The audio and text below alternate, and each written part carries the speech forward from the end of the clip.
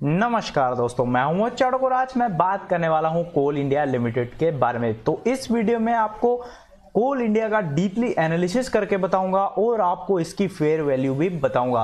दोस्तों, fair value मैं फॉर्मूले से निकालने वाला हूं और अगर आप ये फॉर्मूला जानना चाहते हो तो लास्ट तक ये वीडियो देखिए और ये वीडियो आपके लिए काफी ज्यादा हेल्पफुल होने वाला है। ग्रुप में जैसा कि हमने बताया था कि हम फेयर वैल्यू बताएंगे, तो ये वीडियो उसी से रिलेटेड है। तो बात करते हैं दोस्तों कोल इंडिया की। तो आप देख सकते हैं कोल इंडिया एक इंडियन स्टेट ओन कंपनी है और अगर मैं बात करूं इनके बिजनेस की तो दोस्तों इनका कोल माइनिंग का बिजनेस है। अगर मैं बात करूं इनके हेडक्वार्टर की तो दोस्तों ये कोलकाता में है, वेस्ट बंगाल।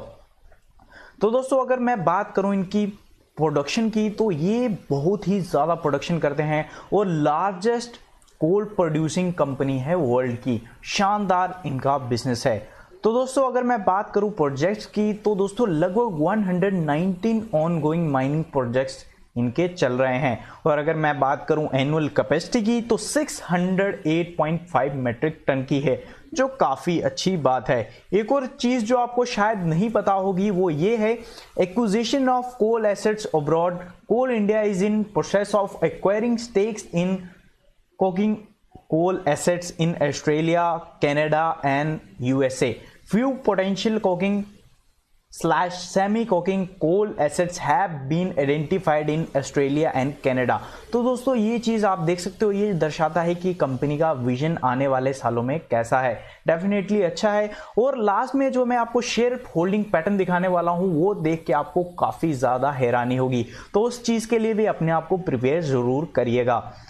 तो दोस्तों अभी बात करते हैं इसके मार्केट कैप की। तो यहां पे हम अपना एनालिसिस शुरू करते हैं। अगर मैं बात करूं मार्केट कैप की तो 79,807 करोड़ है। उसके बाद अगर मैं बात करूं दोस्तों करंट प्राइस की तो ये है 129.60। उसके बाद 52 वीक हाई की मैं बात करूं तो दोस्तों ये है 271.45 और 52 वीक लो की अगर मैं बात करूं तो दोस्तों ये है 119.20। तो दोस्तों ये स्टॉक अभी अपने 52 वीक लो के आसपास पास ही ट्रेड कर रहा है और काफी ज्यादा लोग पूछते हैं कि इस तरह के स्टॉक में निवेश करना क्या सही रहेगा जो 5 साल से लगातार डाउन ट्रेंड में है। तो इसी पे मैं डिटेल वीडियो बना रहा हूं। तो दोस्तों बुक वैल्यू की अगर मैं बात करूं तो दोस्तों ये 55.25 है। स्टॉक पी चल रहा है मात्र 4.41 और डिविडेंड डील की मैं बात करूं तो ये है 9.26%। शानदार है। पीएसयू कंपनी है तो आपको पता होगा इतना तो डिविडेंड डील इसका रहता ही रहता है। उसके बाद अगर मैं बात करूं दोस्तों आरओसी यानी कि रिटर्न ऑन कैपिटल एम्प्लॉयड तो दोस्तों ये शानदार है 109%।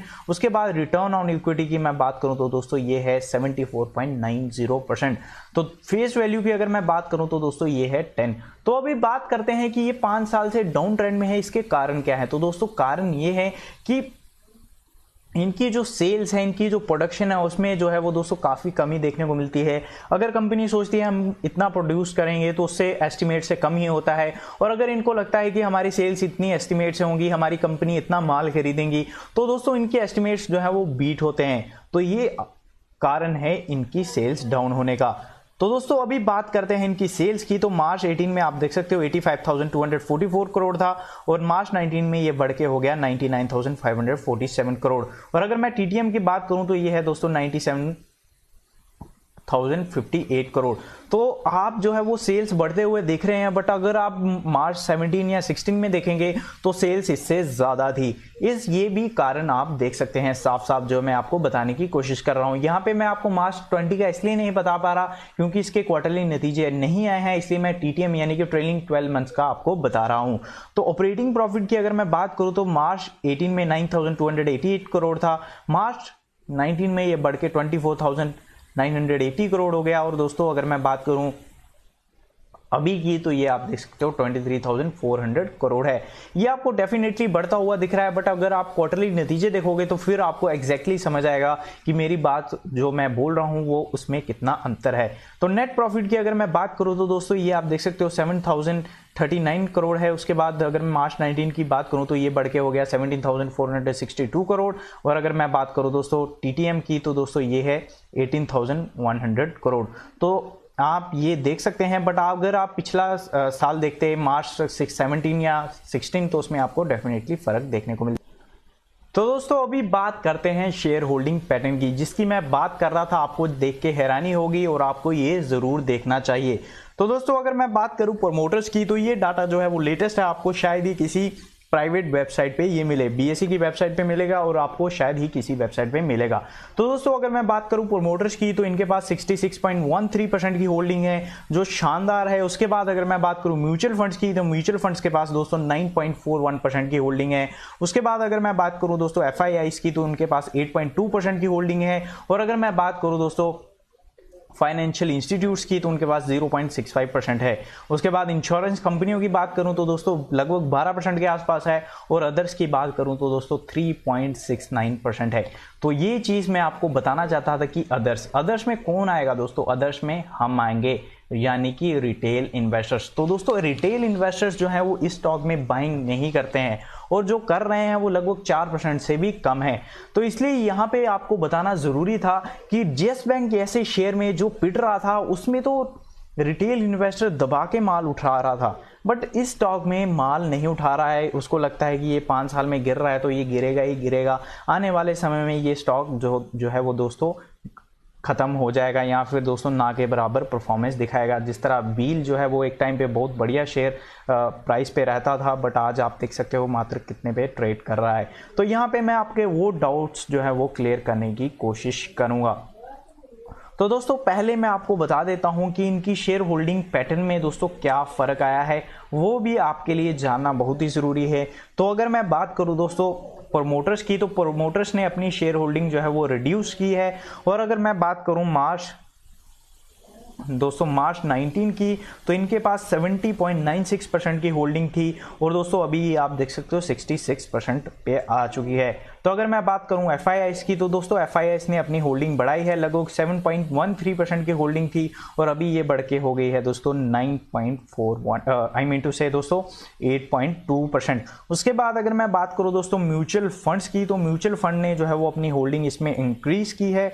ये पहले थी दोस्तों 6.05%, और अभी ये हो गई है दोस्तों 9.41%, जो काफ़ी अच्छी बात है। जो लोग एफआईआईस और म्यूचुअल फंड्स को देख के इन्वेस्ट करते हैं उनके लिए तो काफ़ी अच्छी और पॉजिटिव न्यूज़ है।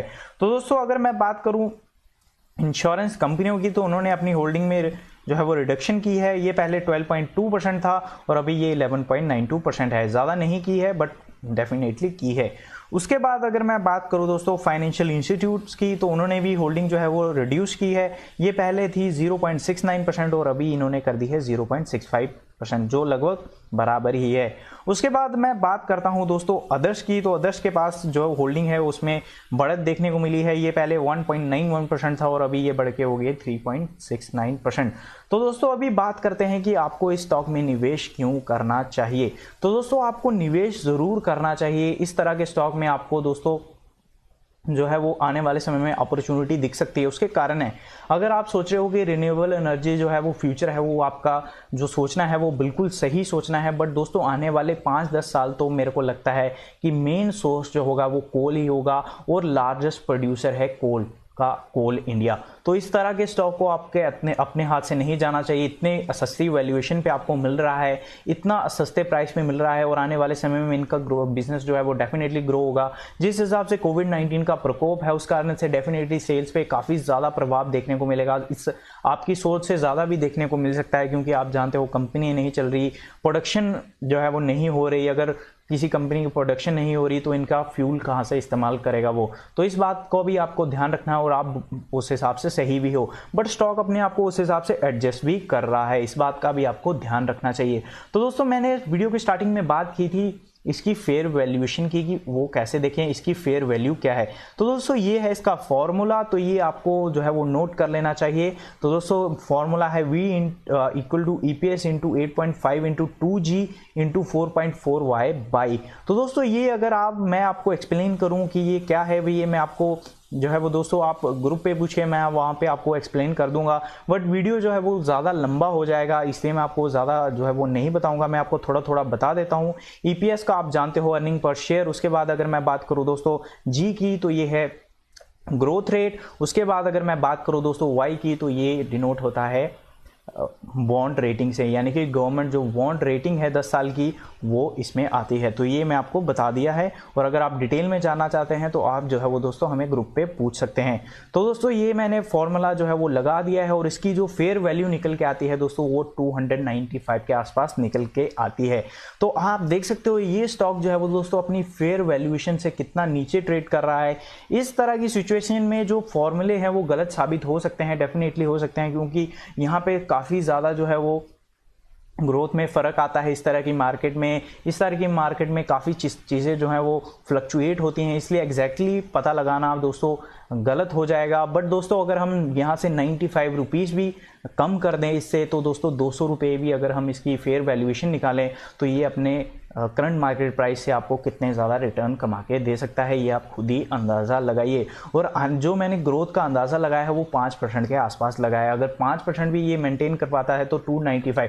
बट दोस्तों हमें जो है वो सेफ खेलना है, इसलिए मैं 200 लेके चल रहा हूँ। तो 200 भी अगर ये आने वाले समय में आपको फेयर वैल्यूएशन प्राइस या फेयर वैल्यू पे मिलता है तो मैं आपको बोलूँगा जो आपके सिचुएशन है वो आप काफ़ी ज़्यादा सेफ रहेगी, और रिस्क टू रिवॉर्ड रेशो जो है वो आपके ही फेवर में रहेगा। तो आपको जो है वो दोस्तों पैसा कमाना है चाहे कैसे भी, तो किसी भी स्टॉक में आप निवेश कर सकते हैं जो आने वाले समय में आपको पैसा कमा के दे सकता है। तो मेरे को लगता है कोल इंडिया का जो समय है, जो उसकी गिरावट है वो यहाँ पे रुकनी चाहिए। हो सकता है तो फिर से ये स्टॉक जो है वो दोस्तों 52 लो लगाए, बट उसके चांसेस बहुत कम है। मेरे को लगता है कि इसका जो करेक्शन है वो यहाँ पे ख़त्म होनी चाहिए। अगर ख़त्म नहीं हुई तो फिलहाल टाइम ही बताएगा, बट मेरे को लगता है यहाँ पे इसकी करेक्शन ख़त्म होनी चाहिए, और यहाँ से आपको अच्छे खासे रिटर्न्स ये कमा के दे सकता है। तो वीडियो आपको कैसा लगा आप कमेंट करके ज़रूर बताइएगा। मैंने और अभिषेक ने जो है वो प्रॉमिस किया था कि हम इसकी फेयर वैल्यूएशन पे बात करेंगे, तो वो मैंने वादा पूरा किया है। तो आप जो है वो अपना वादा पूरा करिए, हमें अपना प्यार दीजिए, लाइक सब्सक्राइब और शेयर ज़रूर करिए।